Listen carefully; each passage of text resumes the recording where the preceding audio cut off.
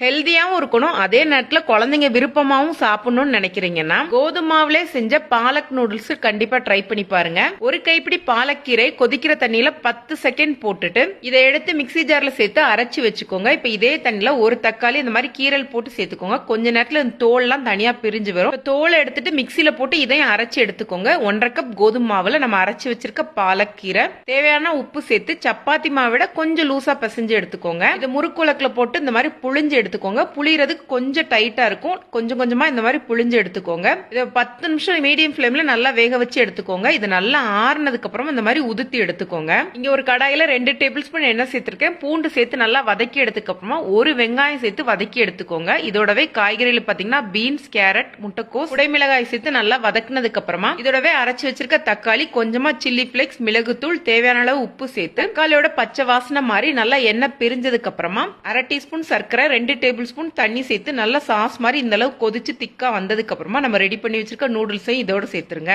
இதை மெதுவா 2 கரண்டி வச்சு இந்த மாதிரி உடையாம கலந்து எடுத்துக்கோங்க. சாஸ் எல்லாமே கோட் ஆனதுக்கு அப்புறமா எடுத்துட்டீங்கன்னா சூப்பர் டேஸ்டியான கோதுமாவுல செஞ்ச பாலக் நூடுல்ஸ் தயாராயிருச்சு. கண்டிப்பா ட்ரை பண்ணி பார்த்துட்டு கமெண்ட் பண்ணுங்க. நன்றி, வணக்கம்.